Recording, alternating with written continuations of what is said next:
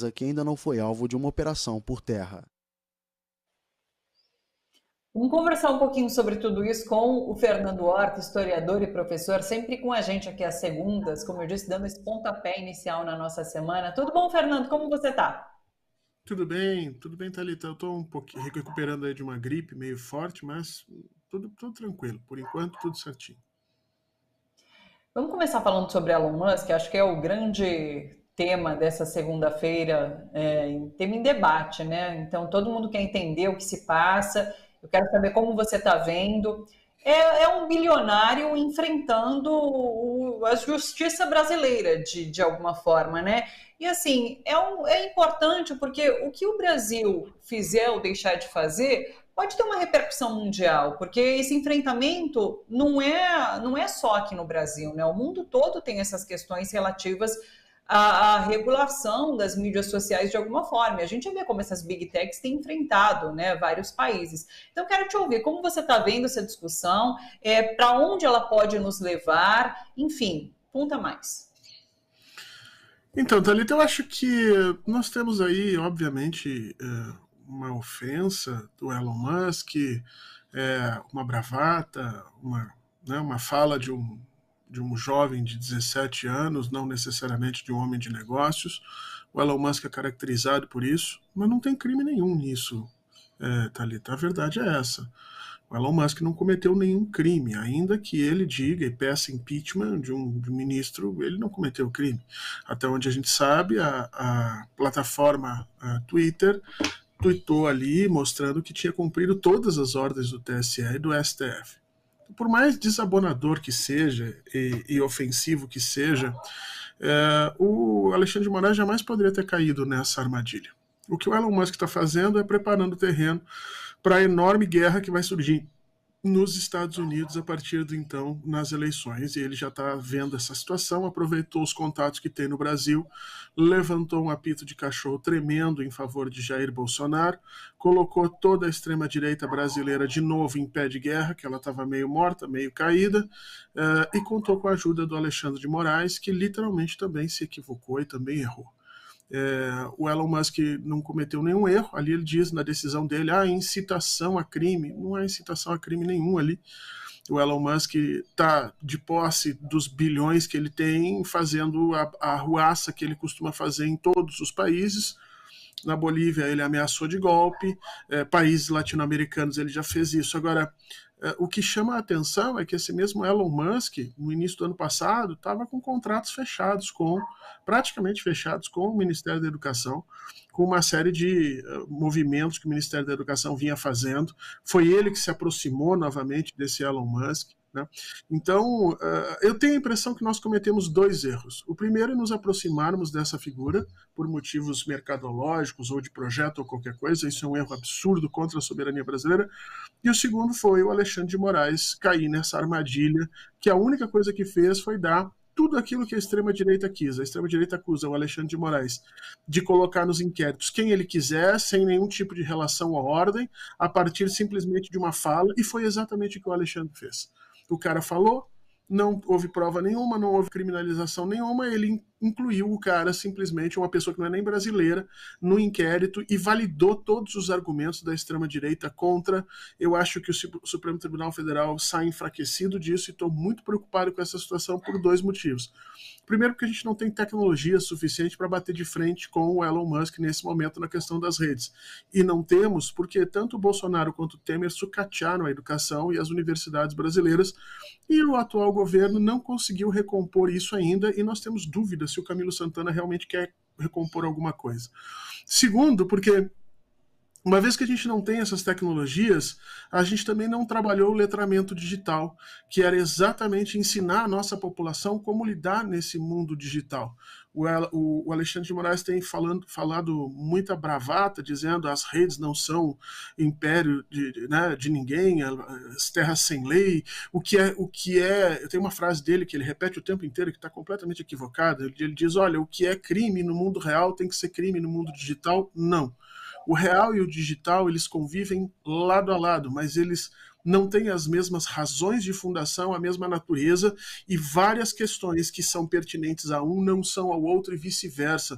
Essa ideia de tentar conter o mundo digital na base de decreto legislativo ou de decreto judicial não vai dar certo. A gente devia estar trabalhando no letramento digital, desenvolvimento de nossa tecnologia e soberania sobre isso. Se o Alexandre de Moraes tivesse requerido informações a respeito da ação do Elon Musk nesses processos, requerido as informações a respeito de como a empresa Twitter está lidando com as decisões, e a partir daí tomado uma decisão pessoal ou outra de processar o Elon Musk por conta de ofensas pessoais, teria sido tudo bem. Agora, incluir ele ali, eu acho que ele legitimou os argumentos que a extrema-direita estão fazendo. De novo, Thalita, o Elon Musk está errado, mas também o Alexandre de Moraes está equivocado.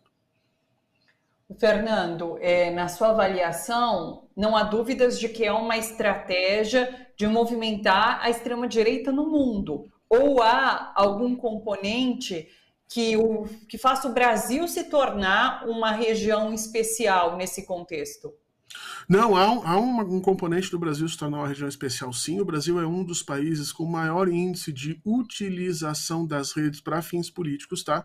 A gente, se não me engano, só perde para os Estados Unidos, uma coisa assim, mas é um dos 3 países que mais utiliza as redes sociais para isso. É o país que está, de alguma maneira, lutando por construir um caminho próprio para a legislação sobre redes sociais, que é necessário acontecer, tá? A que foi proposta no ano passado é muito ruim, ela é falha. O caminho que o Alexandre de Moraes está tentando dar, eu acho que é falho também, mas nós precisamos sim criar um processo de regulação do nosso capitalismo digital, não é das redes, não é das big techs, é do capitalismo digital como um todo. Isso precisa ser feito e, portanto, o Brasil, de alguma maneira, está lutando nesse processo. Ainda que eu acho que estejamos no caminho errado, é indiscutível que a gente está fazendo alguma coisa. E isso incomoda, obviamente, o Elon Musk, né? Você junta isso com o fato da necessidade dele começar a se mostrar para o Donald Trump que ele é um aliado, né, porque eles tiveram uma briga séria há 2 anos atrás, o Trump ofendeu ele ofendeu o Trump e tal, e agora nós temos a eleição aí, ele quer novamente se mostrar como uma figura séria para lá, e obviamente que o Brasil vira, então, a vitrine onde ele vai fazer isso, onde ele vai falar grosso para quando efetivamente for nos Estados Unidos, ele já ter um certo respaldo do que está acontecendo. Então o Brasil é, sim, o epicentro nisso, nesse momento, muito por conta das exigências que o Alexandre de Moraes vem fazendo de um lado, e a resistência que o Bolsonaro está impondo do outro, né? Então é sim um caso importante a se colocar. E de novo, que nem eu disse, apesar de toda a ofensa que ele fez e de toda a ingerência que ele se colocou ali, ele não cometeu crime absolutamente nenhum. Agora, como você já coloca, a gente precisa pensar nessa regulação das mídias, né? Porque o que a gente tem hoje com mais obviedade, talvez, é que o Twitter, né, o X, ele trabalha numa lógica de dar muito mais visibilidade à extrema-direita, postagens que se relacionam e que dão realmente voz à extrema-direita do que ao outro setor, porque a esquerda em si. Tendo isso assim com clareza, a gente precisa fazer alguma coisa? A gente precisa pensar via Congresso nessa regulação para talvez... eu não sei como seria isso? Você tem ideia do que poderia ser feito em relação a essa discussão?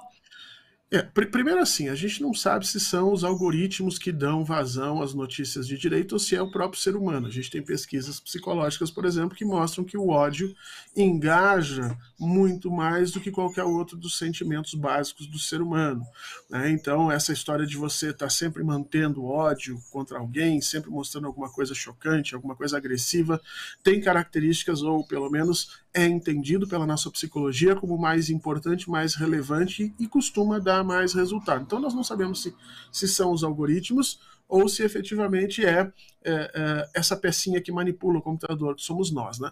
O fato é que não existe, pela atual legislação de proteção da propriedade intelectual, não existe forma da gente obter esses algoritmos se a empresa não resolver abrir. É o problema que nós estamos tendo de gap tecnológico. A China enfrentou isso lá atrás. Lembra quando a China mandou o Google para fora do seu país?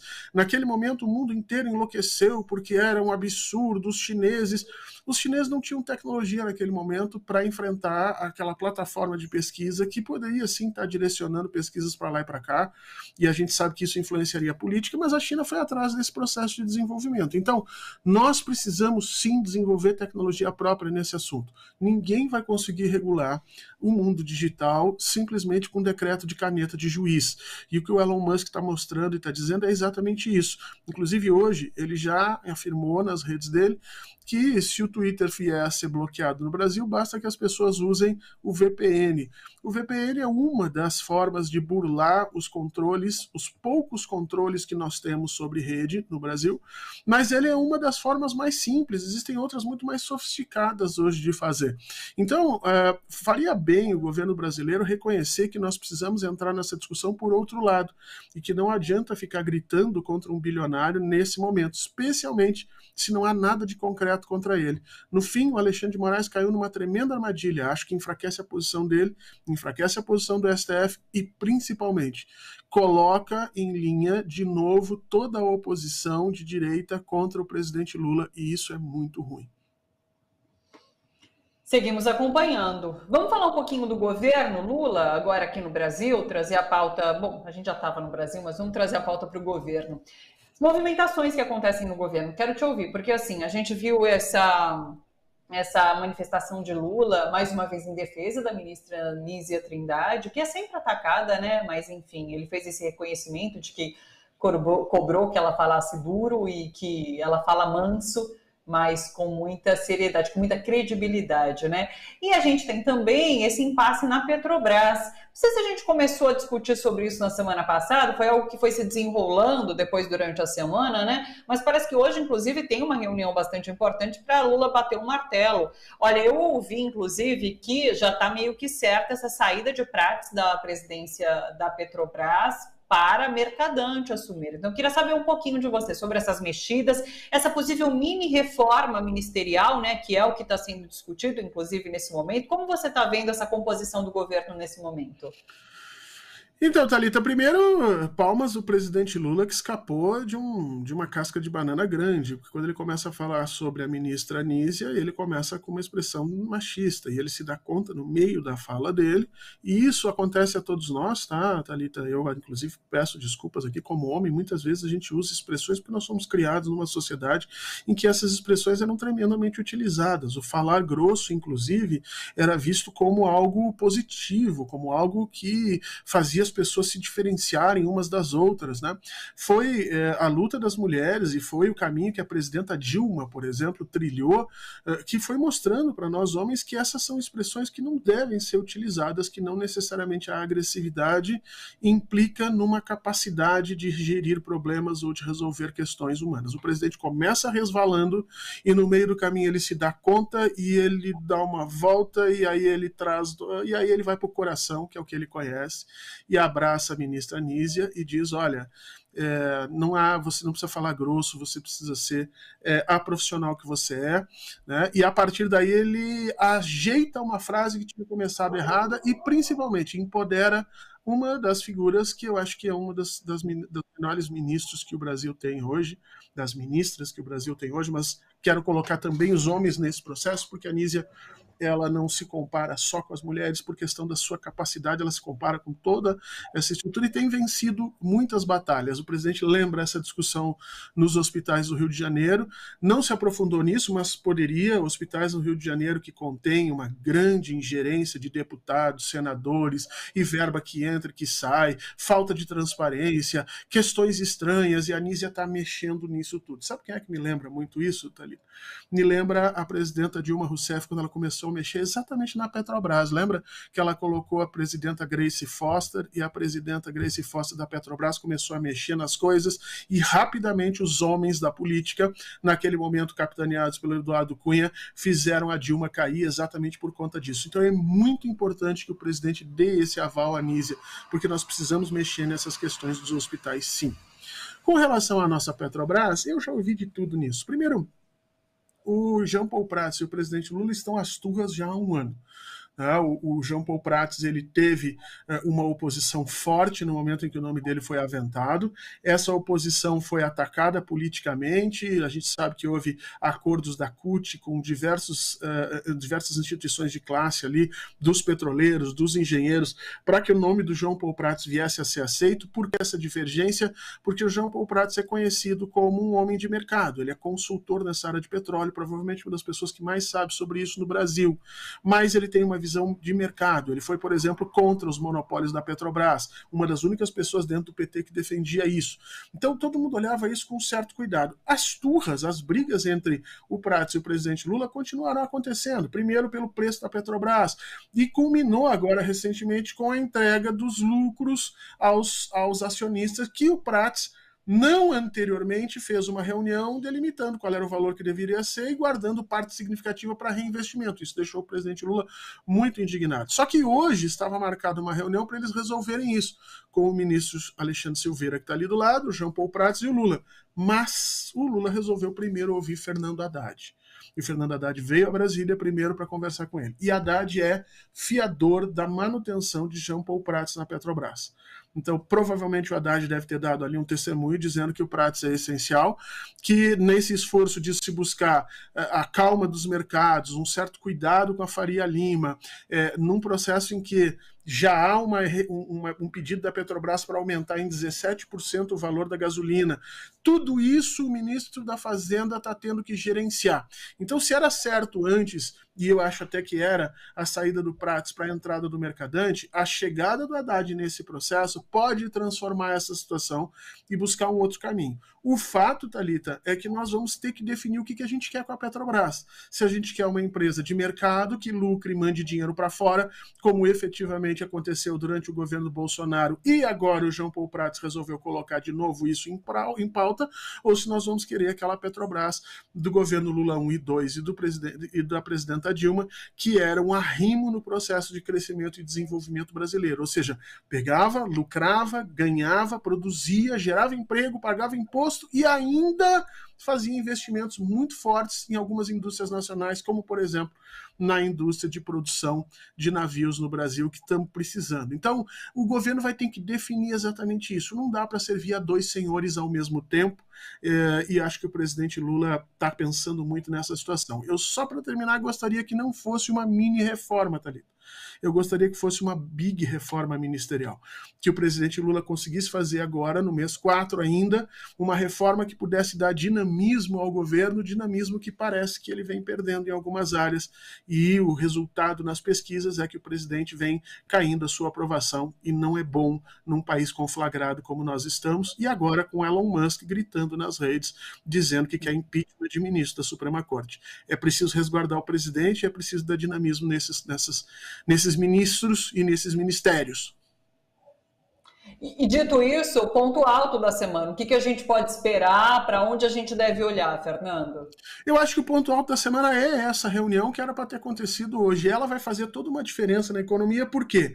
Porque se a Petrobras caminhar para um espaço de empresa privada, mais privada, que encaminha os lucros para os seus acionistas, que mantenha a paridade com o preço internacional, já nós vamos ter um aumento de 17%, 18% no custo da gasolina. E isso impacta em toda a cadeia produtiva brasileira, ou seja, o Haddad vai ter que ver como é que vai segurar a inflação. A inflação que já está acelerando com os alimentos especificamente. Nós estamos vendo esse crescimento e isso já está impactando no bolso das pessoas. Então, tudo isso num ano em que nós temos um processo eleitoral logo ali adiante, é de responsabilidade do presidente esse ajuste fino, né? Então, acho que esse era o ponto alto, ia acontecer hoje, eu acredito que deva acontecer amanhã, mais tardar, porque essa é uma situação que não pode continuar. O próprio Jean Paul Prats disse que não quer continuar sem uma garantia do presidente, e ele tem toda a razão. Concordemos ou não com a política dele, ele precisa ter a confiança do mandatário, confiança que o presidente entregou à Anísia, por exemplo, que o Prats está dizendo, olha, eu não sou ministro da Saúde, mas eu estou cuidando da Petrobras, então eu preciso também de coisas semelhantes. Tem algum destaque internacional? A gente deu essa notícia sobre Gaza, sobre a situação ali, são 6 meses agora de bombardeios, 33 mil mortos ali, além dos desaparecidos, além dos mais de 70 mil feridos. Há algo internacional que a gente deva ficar de olho?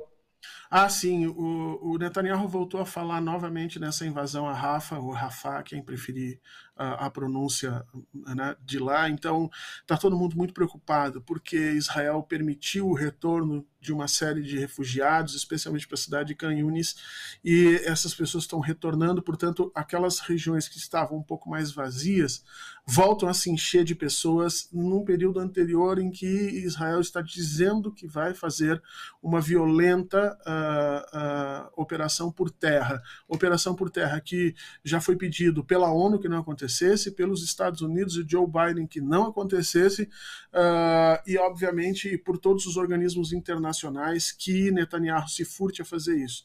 Nesse domingo, nesse sábado, nós tivemos uma enorme manifestação dentro de Israel contra o Netanyahu, e a impressão que a gente tem é que toda vez que o Netanyahu é questionado internamente, ele usa a mesma técnica que os Estados Unidos usaram durante muito tempo. É questionado internamente, ele agride externamente para conseguir manter um certo balanço. Então a gente tem medo que a mortandade contra a população palestina volte a crescer. O Egito já tem pedido, por favor, que não aconteça, porque um ataque à Rafah vai jogar todas essas pessoas para dentro do território egípcio em uma condição de praticamente sobrevivência, e o Egito não sabe como é que vai agir com essa situação. Então, um olhar muito cuidadoso ali, porque a gente tinha uma esperança, né, Thalita, na semana passada e na semana retrasada, depois que a ONU exigiu um cessar-fogo e que havia a possibilidade de uma mobilização internacional, mas até agora isso não aconteceu, e aquela palavra da ONU parece letra morta, seguem morrendo crianças palestinas, e a gente tem que fazer parar. É isso. Fernando, muito obrigada, sempre muito bom começar a semana aqui com você. Vi uma ótima semana por aí, beijo grande, até a próxima semana. Obrigado, Thalita, beijo para todo mundo, e vamos cuidar dos pratinhos, porque o mosquito segue aí, né? E a gente está tendo aí um crescimento da dengue. Vamos ajudar a ministra Nízia também, fazendo cada um a sua parte, cuidando, porque especialmente nas grandes cidades, isso está pegando muito pesado para a população. É isso, muito repelente também. Beijo, Fernando, até. Fernando Horta, historiador e professor, sempre com a gente às segundas aqui no Bom para Todos, como eu disse, dando esse pontapé inicial na análise das notícias para nos ajudar a entender o cenário político, nacional, internacional, enfim. Muita coisa para comentar sempre com o Fernando.